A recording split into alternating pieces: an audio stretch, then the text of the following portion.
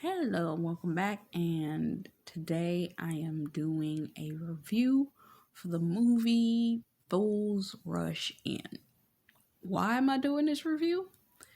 Because the other day I was in the middle of doing the word for the Mary and Joseph word, and the Lord put on my spirit Fools Rush In. And it was in association to that word, but I ended up watching the movie last night. So when I watched the movie, I wanted to bring about key points from this film. And I know God knew what he was doing when he gave me this film. Because I always talk about Pregnant with Purpose, Mary and Joseph. Well, in that film, I'm going to only touch on the key points because it's kind of pointless to delve into every element. It's only about 5 or 6 real key points I wanted to hit on. Number one, Salma Hayek's character plays the one that is Christian, and she's Catholic, and she believes in signs. And as we as Christians are, we believe in the signs, miracles, and wonders of God. So she ends up running into Matthew Perry's character, who's Alex, at a rinky-dink little bar in Vegas. When she comes down there, she makes a wish every time she gets to it's a dam that has an opening in it. And she tosses a coin in there. And I want to take this moment to say this while I'm thinking about it. When I watched this movie directly after I watched Last Holiday, which would be the review that I put up just before this. I may come up before or after. And in there was a huge dam that the character jumped into. Some of y'all got a leap that y'all got to do. It's a jump. Where you're going, where you are and where you're going, it's a humongous cavern between where you are right now and where you're going. And it's a leap. And it looks to you like something you should not be able to make. But because God is involved, you're going to make it across that cavern. So she tosses the coin into the cavern. She ends up meeting Matthew Perry's character. She talks him down after she's trying to figure out how she's going to break up with the other guy. And she hangs up the phone and then ends up face to face with him and has to talk to him about getting in the bathroom. So they end up having a conversation, and he was like, so you believe in signs? And she's like, yeah, I believe that God orchestrates our steps, that two people will be in the exact same place at the right time. For my ladies waiting on their God-ordained spouse, God's working on orchestrating some things. But you got two different people with their own free wills. It's just getting the people that need to be where they got to get in the right place. Whether it's you, which you're obedient, you probably go if God says so. But in this season, we're supposed to sit still, and the man is supposed to be the one. He who finds a wife. Okay? It's not supposed to be the other way around. And it's as simple in some of our cases, especially the ones that the Lord has already shown us who our spouse is and shown our spouse who we are, and we know spiritually that they already know. Sometimes it's the very simple fact that they got to get to where you are, or make the move to get you to where they are, but they the one that's going to have to move this time. So that happens, and she gets to go to the bathroom, and they end up in bed together that night. And she never done anything like that, so she freaks out and leaves at like 5:30 in the morning, leaving him there. 3 months later, he's working his job, doing the construction on the site of what they were supposed to be doing in that location, and then manages to locate him. she shows up at his house while he's having a business meeting with a potential client in relation to the building, and him and his partner are there, the guy that he works with, and the guy's trying to entertain the woman while he's in the house talking to her, and she pretty much says that her stomach's been messing with her and all this kind of stuff, and then she blurts out that she's pregnant. Why was this relevant to the word previously? Because I was talking about how a lot of us are carrying the spiritual babies that God has given us to be manifested in our marriages. And we're getting married already carrying whatever it is that the Lord wants us to have. But that's going to bring about a manifestation of a child immediately. So she is pregnant. And she lets him know, and then he leaves and follows her. And when he tracks her down, she asks him to go meet her family. So many things are going to happen all at once when you meet your God-ordained spouse. It's going to happen so fast. He ended up same night meeting all of her family because they were all at the house for dinner. He's thinking, oh, it's just going to be her and her parents. No, it's her parents, her uncle, her aunt, her cousins, this, that. Everybody's at the house. Everybody. And it's like, oh, okay. And they all in the backyard cooking and eating and all that kind of stuff, talking, and very family oriented and so on and so forth. For those of you, your God-ordained spouse is going to usher you into meeting the family that you did not have, or the family unit that you did not feel comfortable in with them. It's going to be with them that you're going to feel that. You're going to see the family dynamic. You're going to feel the love in their family that you might not have felt with yours. So they end up doing that. She's like, thank you. They met you. Okay, I'm done with you. All right, bye-bye. And he's like, no. And he keeps getting in the front of her car. He gets in front of her car and it's like, no, we're not doing this. It's like, if that's my child, then I want to be in the child's life. And we need to do something more permanent. They in Vegas. So they end up, he does this wonderful speech. And the next thing you know, they're at the Vegas chapel getting married. And it's funny because I saw that same Vegas chapel in a YouTube video that popped up on my feed recently. I was like, okay.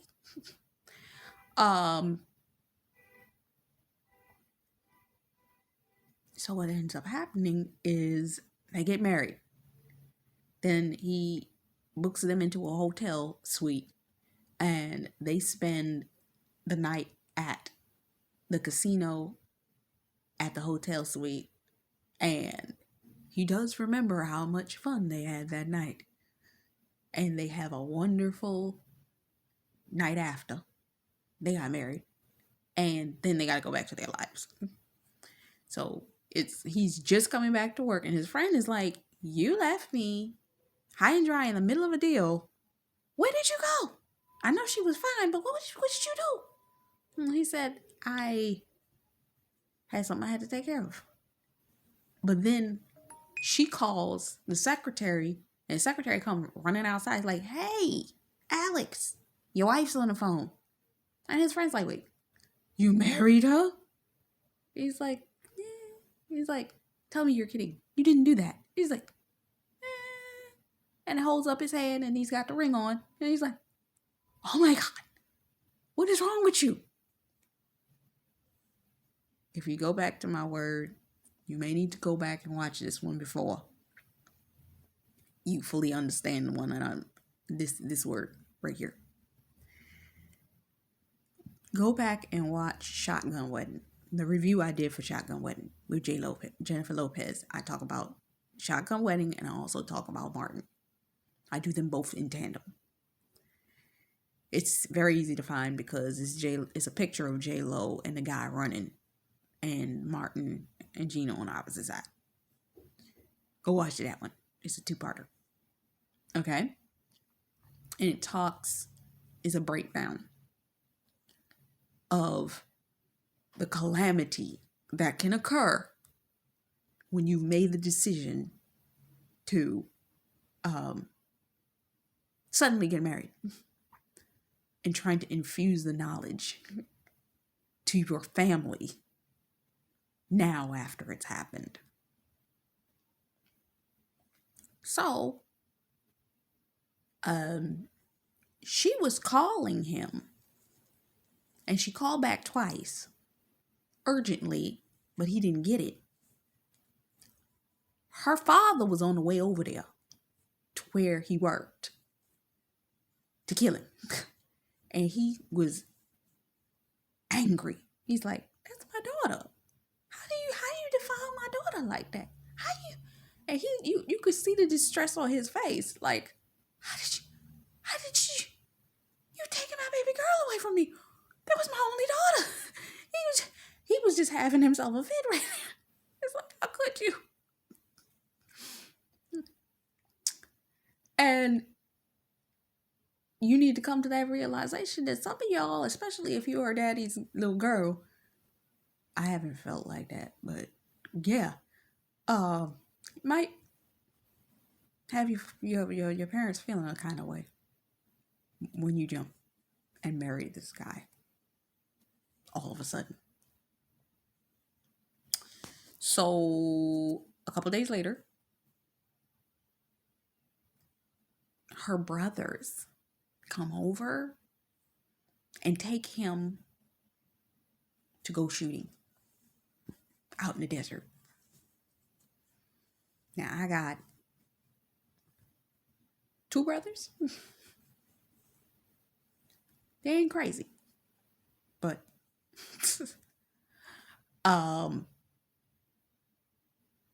but the rest of her family just comes and is all over the house. Back to you, if woman or man, if you're the woman and you haven't had real family orientation in your house, you might come to find that there's going to be high family orientation in your brand new house because everybody going to be over there. And you'll be like, every time you turn around, it's like, wait, y'all over here again? Especially if you're a loner person. Because, see, the guy in this movie was the loner guy. And then she's the one that was very family oriented. Me personally, I'm the loner person. I don't really want to be around a lot of people. I don't want to talk to a lot of people. I don't want to be this. But I already know that my God-to-day spouse is that way. He's very cordial. He's very talkative. He's very with people. And probably his family is very close. So I might find that I'm going to have to get over the discomfort of not being around people because I have a feeling that his family going to be around. More than I would like. But he came in the house one day, and I think this scene happened just prior to him going off shooting because they went and painted the house as a marriage gift. And she had a dog, which he didn't know about because they never discussed that in all of their discussion as they're adjusting to being married. Y'all gonna have to adjust to each other's stuff.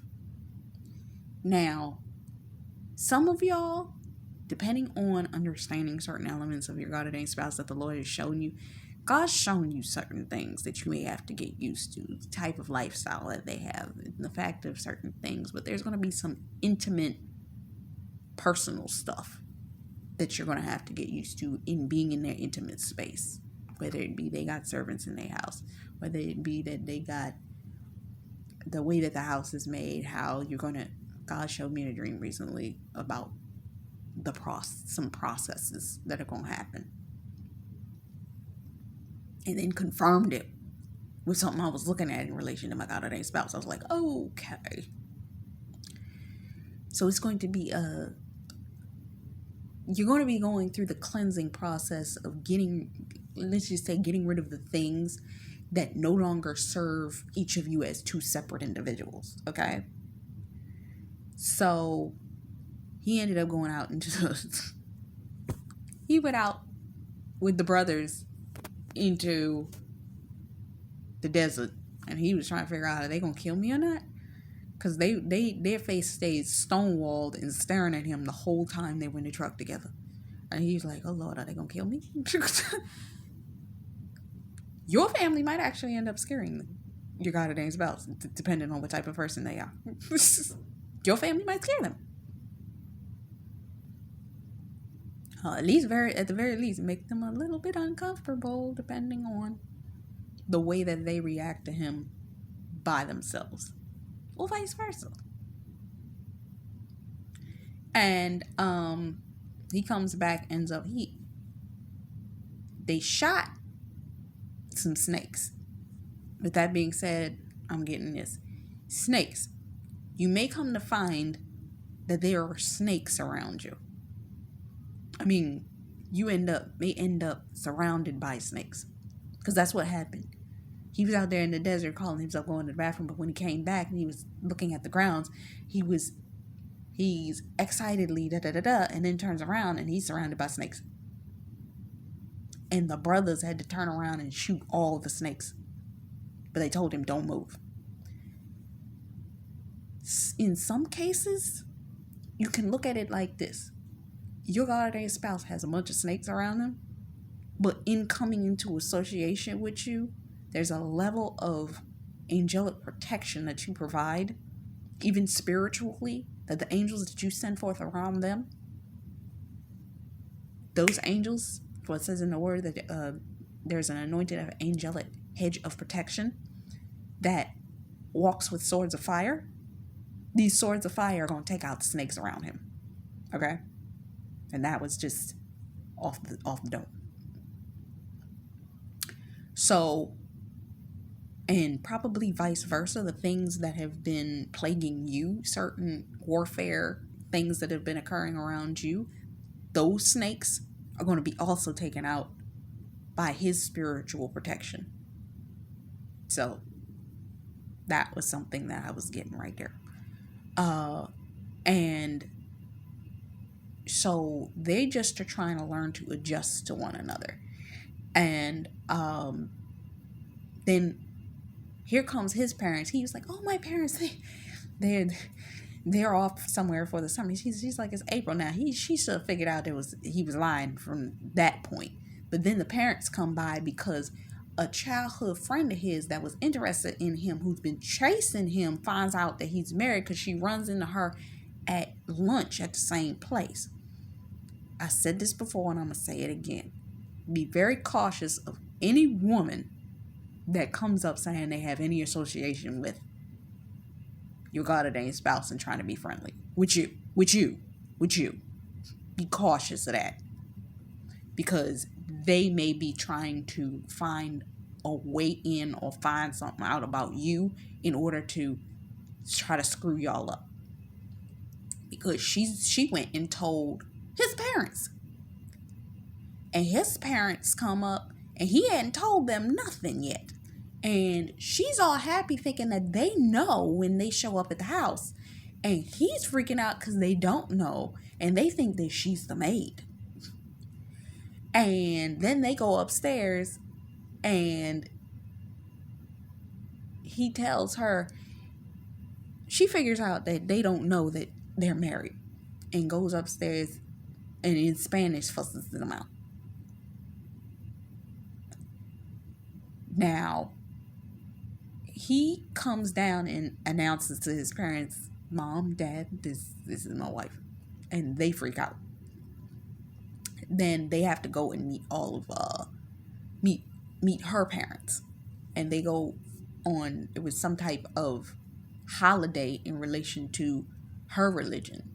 Because they like Spanish Catholic or something like that. And there's some type of Santa Maria, some type of Mexican feast day, what have you, that they were celebrating. And they decided to all go out together and talk about this. But because of the way that they abruptly got married, the parents are talking about, these people are in their 30s.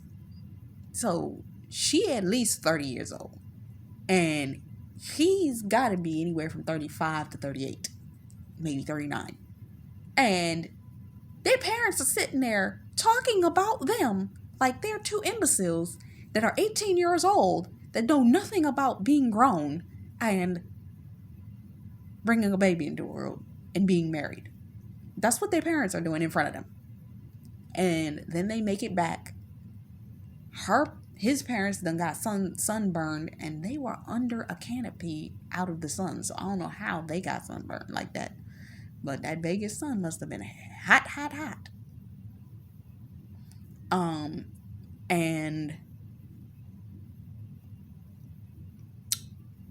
But they also, I think it was Mexico. They may have had driven up to Mexico or something like that.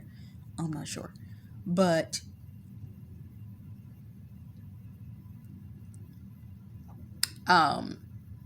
they're still having their few little moments, and they're still in that point of adjustment, and they have their few little spats about certain things, and then they end up in a conversation about her being Christian or Catholic, and the baby being raised as Catholic, because the parents had brought that up. And you see in the middle of the movie that every time she had an issue, her and her mama went to the church and lit candles and prayed for that man. For y'all women who, we've all been saying it, y'all all should have been doing it. If y'all looking for a kingdom marriage and y'all haven't been praying for these spouses, I don't know what's wrong with you. And that's not a side against y'all. It's reality. You can't just find these videos and be like, oh, I'm gonna come in agreement with that. No. God has an ordained spouse, but you got a process that you got to go through, and you are not going to skip it. I'm so sorry to tell you, you are not going to skip it. I've been in this process for almost 8 years. Not going to skip it. Not one iota of 1 minute up. You can go through it quick or you can go through it slow, but you're going to have to go through it. Sorry. And part of the process is praying for that man. So they would go into the church and they were praying for that man. If he had an issue happening, oh, something's happening at his job, let's go into the church and pray for him. Let's go into the church and light these candles and pray for him. Let's go into the church and light these candles and pray for this man. Let's go into this church and light these candles and pray for this man. That's what they were doing. It's like, and the mother, something happened with his job, and they were like, so you want him to keep his job or lose the job? What do you want him to do? And she's like, well, we're praying for him to keep the job. And she's like, oh, okay. Well, at least I now need to know. And you got a prayer partner. She had a prayer partner. Some of y'all need prayer partners. If you don't have a prayer partner, at least be standing with a ministry that prays. That has saved me a lot. Okay?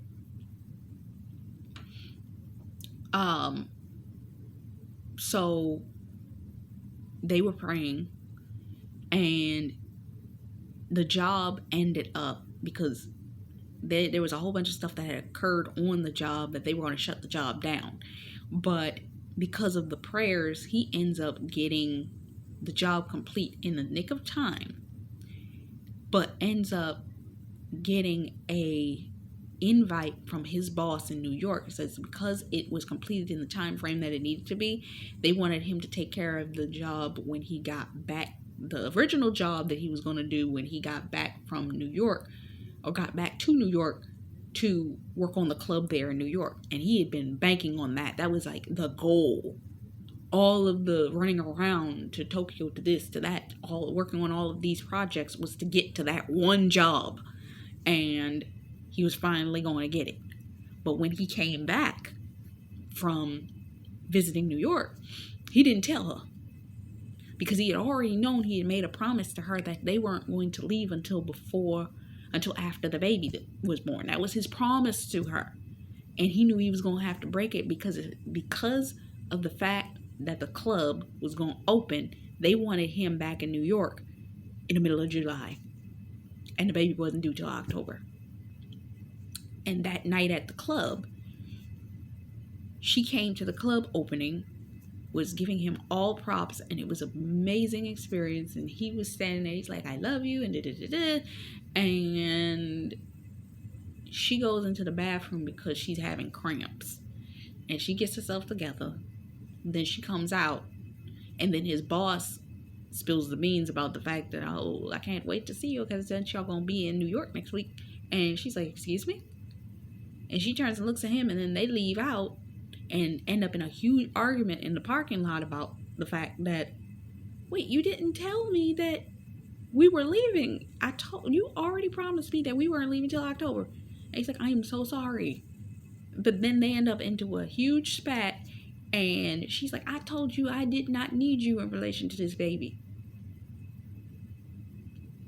Some of your partners are very strong-willed, independent people. And because they're strong-willed, independent people, they would rather be by themselves than the thought of being hurt. Women. Hello. It's like a lot of us ended up in this kingdom marriage situation, and the Lord showed us who our God ordained spouses was, and we was in there like, look, he need to be ready when he show up, because I don't need no drama. I don't need the drama.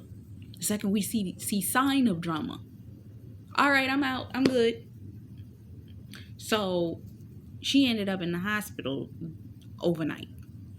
And he goes to the hospital after getting a call, finding out that, because he stayed out all night himself, and then when he found out she wasn't home, he calls the secretary friend of his, and she says she's at the hospital. They end up at the hospital, and she rolls over and plays it off like she lost the baby. And he's like, I'm so sorry, this, that, and the other. And then he goes back home and breaks a bottle on the wall and snatches and tears up the sonogram and all this kind of stuff. And she leaves. She immediately leaves and drives back to where her Aunt Rosa lives in Mexico. And she stays there the whole time. Some of us, because we know that we are carrying, and because we know it's a sensitivity to our pregnancies, and because it's God that gave it to us, we don't need the stress, we don't need the extra stuff, we don't need it, we don't want it, we can't even risk it. So we would rather leave the situation and go to a place that we can be isolated by ourselves for the remainder of our pregnancy to protect what we are carrying, because that's what she was doing. She was protecting what she was carrying, and then she was going to come back near the due date. But her abuela, grandmother, auntie, what have you, told her towards the time that she was getting ready to leave, look, I love you, but you are stopping yourself from being loved. You love that man, and you know he's going to love that baby. So you need to take your behind and go back. And then she has a whole breakdown and cries. And she heads back. Meanwhile, this particular day, the same little blonde woman that had been trying to get up next to him finally gets him to go to lunch with her. And then she invites the parents and the friends of the parents. It's funny, I was like, she been trying to get up in that. These counterfeits. So be cautious, because they may be just trying to stand around long enough to get around to your husband, so that if they see a problem, they can jump in that spot. Especially if they were somebody that had been there before. They want to sit up there and slip their way in because, like, oh, they're having a problem, so now he definitely ain't gonna be with her. That's like, but see, what happened is, then he starts to see the signs. A pastor stops him and says, you got to pay attention to the signs. Your God-ordained spouse, leading up to coming to you, especially the way that you've been praying for them, they've probably been having spiritual signs the exact same way that you have, whether it be physical signs, human beings, people coming up to them and witnessing to them, things on television, things that are way too repetitive and way too direct for them to be like, well, that's a coincidence. People coming to them and speaking very specific statements and all this kind of stuff, and they're like, wait, what? So this was what was happening to him towards the end of the film. And he's like, you got to pay attention to the signs. And then he goes to go out with the woman, and he's standing in this heliport place that they're going in order to take the helicopter out, and it's a little girl sitting there that looks just like his wife, and she looks so much like his wife it spooks him. And then when he gets there to the door, the little girl runs to the door, and the woman has to go grab her and says, "Come, Isabella." And when he realizes, like, wait, that's my wife's name. So then as he's preparing to go to get on this long tail helicopter with his parents and her and the friends, he said, "No, I can't do it." She's like, "Really? You can?" He's like, "No, I can't. I gotta go." So he ends up leaving them, and the parents, even the mother, looks out the window and wishes him well. You could see, because she kissed her fingers and looked at him like, "I know, you gotta go." And they left on the helicopter, and he left to go back to find where she was. He got a phone. He called while on a flight from New York to Las Vegas, and found out that no, he flew down to Vegas and then took a donkey or something. He ended up taking a donkey to her aunt's house, and the aunt spoke to him. He couldn't understand anything she did because she spoke straight Spanish, but he knew that she had left and was headed back to Vegas, because he understood when she said Vegas that she was headed back to Vegas. So he took a flight back, and he knew that she wasn't going to arrive because she was taking her little car. She wasn't going to arrive till 8 o'clock. He meets her. He wants to meet her at the border. A lot of your God-ordained spouses are waiting for you at the crossover point. He stood on the line between it was Arizona and Nevada. Exactly on the line, waiting for her car to come in.